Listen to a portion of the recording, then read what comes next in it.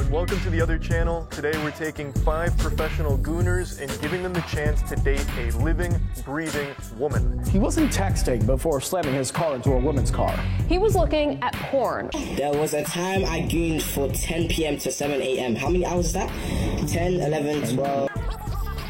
That's 10.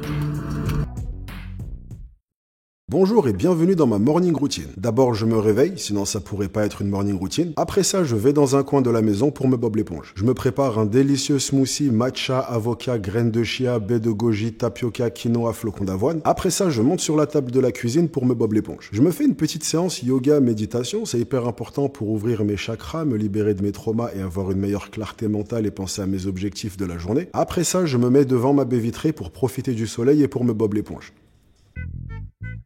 Je me dis bonjour et bienvenue dans cette nouvelle vidéo. Internet est constitué de pas mal de communautés. On a récemment parlé de la communauté du looks maxing. Il y a la communauté des laboubous où t'as des gens qui se tapent dessus pour pouvoir acheter une peluche avec une tête de monstre. Ou encore la communauté des furies où les gens se déguisent en renard pour aller faire des trucs bizarres dans la forêt. Eh ben aujourd'hui, installe-toi parce qu'on va parler de la communauté la plus sombre qu'il m'ait été de découvrir après toutes ces années sur Internet. Mais alors, une communauté tellement sombre que j'étais à des années-lumière de m'imaginer qu'il existait une communauté pour ce truc. En effet, on va aujourd'hui parler du gooning. En fait, le mot gooning, je le voyais pas mal circuler sur Internet sans m'être jamais trop attardé dessus. Non. En fait, je vais t'expliquer. Des fois, je tombe sur un truc sur Internet. Et à ce moment-là, j'ai une petite voix qui va apparaître dans ma tête pour me dire « Nage, ne cherche pas à en savoir plus, reste dans l'ignorance, protège ta santé mentale. » Et cette voix, elle est là pour mon bien, elle cherche à me protéger. 9 fois sur 10, je n'écoute pas cette voix. Et à chaque fois, je regrette de ne pas avoir écouté cette voix. Parce que vraiment, quand j'ai compris ce qu'était le gooning, je me suis demandé dans quoi je m'étais embarqué. D'ailleurs, je me demande, toi, dans quoi tu t'es embarqué en cliquant sur cette vidéo. Mais écoute, maintenant, on est là tous les deux, donc on va faire du mieux qu'on peut. Alors, le gooning, c'est quoi? Alors là, tu t'apprêtes à me voir faire des pirouettes et des cascades et des détours et des demi-tours pour pas être trop trash. Ah, ça va être quelque chose. Donc, avant de définir le gooning, il faut qu'on définisse un autre mot.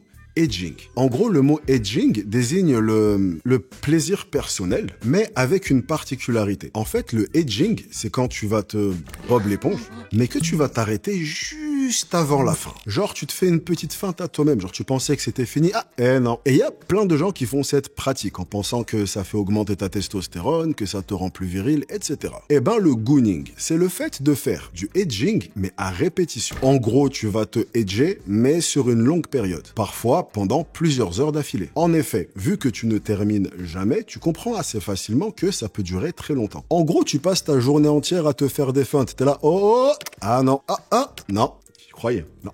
Et c'est cette chose en particulier qui sépare les gooners du reste du monde. Puisque, en soi, on parle ici d'une pratique qu'énormément de gens font et qui n'a rien d'anormal. Mais les gooners ne se contentent pas simplement de faire cette pratique. Les gooners ont transformé cette pratique en sport, en art, en style de vie. Ils le font de façon chronique, machinale et extrêmement fréquente. La différence entre les gooners et le reste de la population, c'est qu'ils pensent constamment à ça, qu'ils ne réfléchissent qu'à ça, et qu'ils pensent constamment à de nouvelles façons de faire ça. Mais là où ce phénomène m'a vraiment pris par surprise, c'est que quand on parle de cette pratique, on parle de plaisir solitaire. C'est généralement un truc que tu vas faire dans ton coin et dont tu ne vas pas parler même sous la torture. Donc dans ce cas-là, pourquoi parler de communauté? Jusqu'à preuve du contraire, t'as pas besoin d'autres personnes pour ça. Eh ben laisse-moi te dire que si c'est ce que tu penses, tu es aussi naïf que j'ai été naïf juste avant de faire mes recherches, et laisse-moi également te dire que je m'apprête à te retirer cette naïveté. Ok la team, le but de ces communautés est globalement de venir créer une sorte de groupe d'entraide pour pouvoir trouver des façons de rehausser l'expérience et de l'intensifier. Ils mettent en place des groupes en visio pour se gooner ensemble, et ça c'est particulièrement technique. Genre ok, la session gooning, bon bah écoute, il se passe ce qui se passe, tout le monde est chaud, tout le monde est dans le feu de l'action, c'est plein d'excitation, mais qu'est-ce qui se passe une fois que vous avez terminé? Tu sais, t'es là en visio avec tes 5 potes dans le silence, maintenant il faut que vous trouviez des sujets de conversation. Du coup, tu fais quoi? Est-ce que vous débriefez sur ce qui vient de se passer, vous voyez des axes d'amélioration? Ou est-ce que tu fais complètement l'inverse et t'essaies de changer de sujet? Genre, vous avez vu quand même cette semaine, le temps il est bizarre. Genre, un jour il fait beau, un jour il pleut, c'est pas normal quand même. Hein. En fait, les 4 fantastiques, les gars, vous l'avez vu ou pas?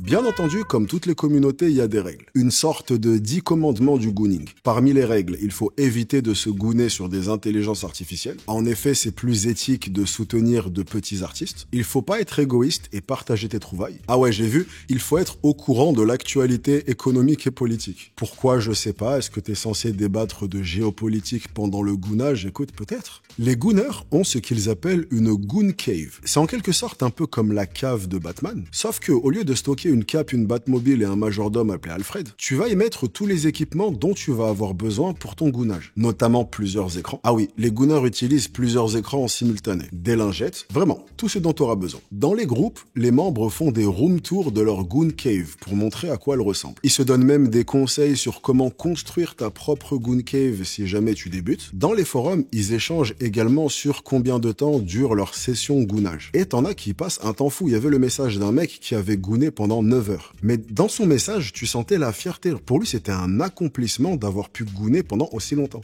There was a time I gooned for 10 p.m. to 7 a.m. How many hours is that? 10, 11, 12... That's 10.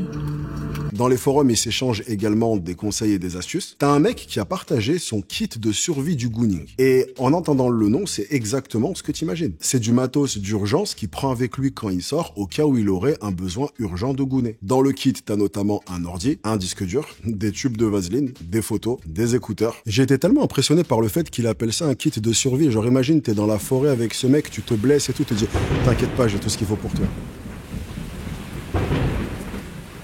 La partie qui m'a anéanti, c'est quand il a écrit que dans son disque dur, il y a 6 téraoctets de contenu. Est-ce que t'as la moindre idée de à quel point c'est dur de remplir 6 téraoctets? Je fous toutes mes vidéos sur un disque dur. Et j'ai fait beaucoup de vidéos. Et j'ai toujours pas rempli 6 téraoctets. Les gooners se partagent également les endroits les plus insolites dans lesquels ils ont fait du gooning. Et t'as les endroits que tu pourrais imaginer, genre des toilettes publiques, des toilettes d'aéroport ou des toilettes d'avion. Mais t'en as qui sont plus créatifs, notamment dans un champ. Il y a un employé de Superette qui raconte qu'il a pris une pause au taf pour aller gooner dans les toilettes et qu'il a repris le travail juste après. Bref, comme tu l'as compris, c'est tout un mouvement. T'en as, tu sens qu'ils sont vraiment passionnés, genre ils ont vraiment transformé ça en science. Et de base, le gooning était une petite communauté cachée dans un coin d'internet dont personne n'avait vraiment entendu parler. Mais depuis quelques mois, le terme s'est de plus en plus popularisé et le phénomène prend de plus en plus d'ampleur. Je suis par exemple tombé sur une vidéo YouTube dont le titre est 5 gooners en date avec une vraie fille. Il y a aussi quelqu'un qui a partagé une annonce d'emploi et dans l'annonce, il y a marqué « On recherche quelqu'un qui ne goone pas ». Et même si au premier abord, le concept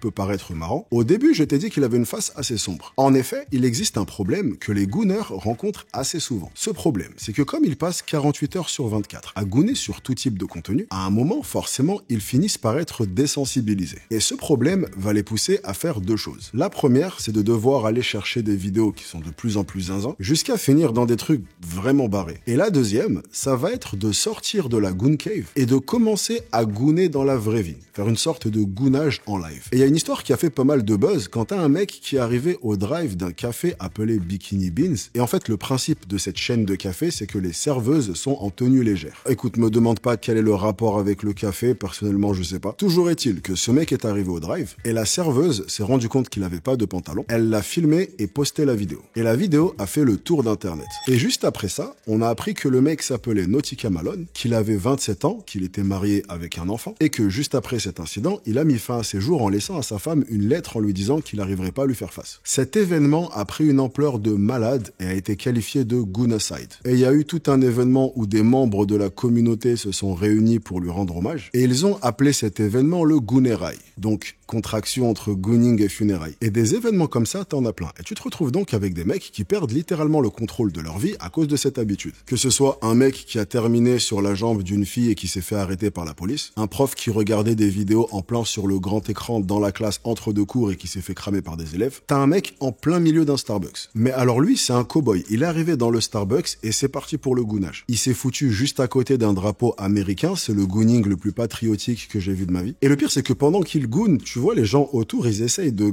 garder un peu les apparences, de continuer leur vie comme si de rien n'était. T'entends même les baristas qui appellent le nom des gens pour qu'ils viennent récupérer leur boisson. Bon, ça s'est quand même mal fini pour lui puisque la police est venue et l'a tasé puis l'a arrêté. Il y a un policier qui a eu un accident où il est rentré rentrer dans la voiture d'une autre femme. Et à la base, il a expliqué que ses freins ont lâché. Sauf que par la suite, quand ils ont analysé sa caméra corporelle pour voir ce qui s'était passé, ils ont découvert que non seulement à ce moment-là, il était sur son téléphone, mais qu'il était sur des sites de gounage. Après ça, il a dû démissionner. Il y a un streamer très connu qui s'appelle Atriok, qui était en plein live, et à un moment pendant son live, pendant, je te mens pas, 0,3 secondes, t'as la fenêtre de son navigateur qui s'est ouverte et qui a affiché les sites qu'il a consultés. Et les gens sont donc allés sur les sites et se sont rendus compte qu'il avait visité un site spécialisé dans les vidéos de gounage avec deepfake. En fait, le deepfake, c'est quand tu peux prendre la tête d'une personne et la mettre sur le corps d'une autre personne. Et puisque tu connais les êtres humains, une utilisation du deepfake qui a direct été faite dès que la technologie est arrivée, c'est que des gens ont pris des vidéos de gooning et qu'ils ont mis la tête d'une personne lambda à la place de l'actrice. Que ce soit une star, que ce soit leur voisine, peu importe. Tant que tu as la photo de la personne, tu peux faire un deepfake. Cette histoire a fait un scandale de malade, notamment parce que ce site-là avait déjà été dénoncé parce qu'il utilisait l'image de streameuses très connues, sans leur consentement. Et le mec a donc été contraint de faire une vidéo d'excuses en chialant avec sa femme à côté. Et je pourrais continuer comme ça pendant très longtemps, puisque les exemples, c'est pas ce qui manque. Ça se goune dans tous les sens. Mais, encore plus important que les anecdotes, de plus en plus, on commence à prendre conscience que ça peut aller très loin. Et que, au-delà d'un truc qui peut faire rire quand on entend parler, ça peut être un problème dont certaines personnes souffrent et qui a de vraies conséquences sur ta vie. Pas juste des conséquences sur Internet, mais des conséquences dans la réalité. Malgré tout, ça reste quand même Internet qui fait que ce problème est de plus en plus répandu. Que ce soit par l'accessibilité des contenus, la facilité avec laquelle tu trouves des contenus, et surtout, depuis quelques temps, la façon dont tu peux trouver ce genre de contenu même sans le chercher. Il y a une appli sur laquelle je suis pas très actif, mais sur laquelle je passe pas mal de temps pour faire des recherches ou trouver des sujets de vidéos et voir un peu de quoi les gens parlent. C'est X, ou Twitter pour les intimes. J'arrêterai jamais d'appeler cette application Twitter. Et dans Twitter, il y a une intelligence artificielle qui est intégrée qui s'appelle Grok. Et une des fonctions de Grok, c'est de modifier des images. Par exemple, si je prends une photo de moi en vacances et que je trouve la photo super stylée, mais dans le fond, il y a un mec en rouge qui passe et à cause de lui, ma photo est un peu moins stylée. Je peux dire à Grok, « Hey Grok, est-ce que tu peux retirer le mec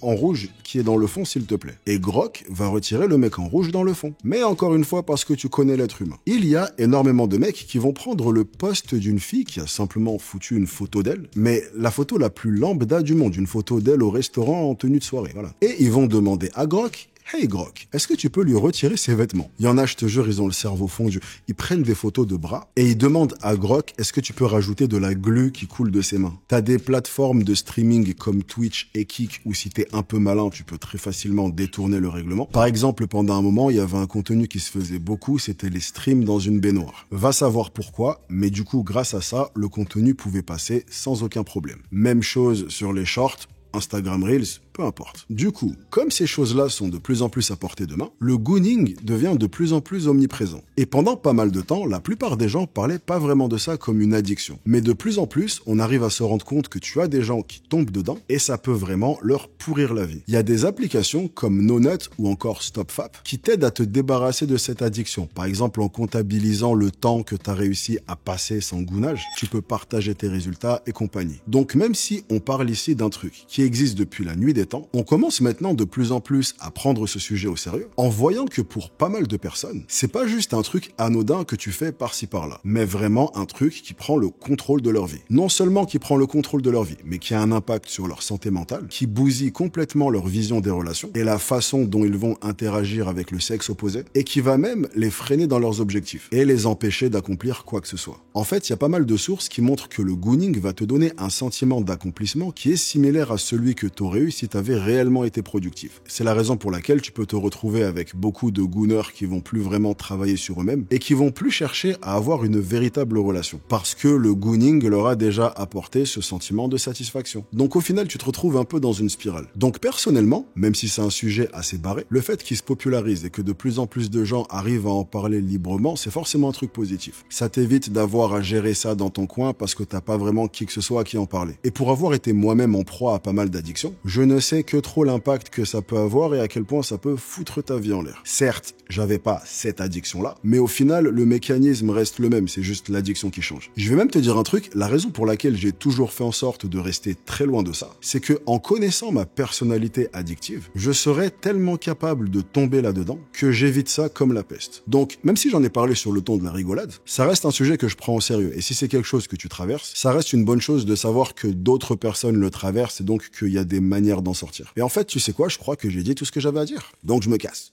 J'espère que t'as passé un bon moment m'accompagner. Merci d'être resté avec moi pendant toute la vidéo. Et ce, parmi toutes les vidéos qui sont là que tu pourrais être en train de regarder là tout de suite. Ça me touche. Si t'es encore là, commente Bob l'éponge. Nous, on se retrouve très vite. Si d'ici là je vous manque, vous pourrez regarder cette vidéo en cliquant juste ici. Et si tu nous rejoignes pour la première fois, tu peux t'abonner en cliquant juste là. Moi, je vous chope sur la prochaine. Soyez sexy. Peace. Man, hey! Naj B team, so you're sexy, yeah, man, yeah, man.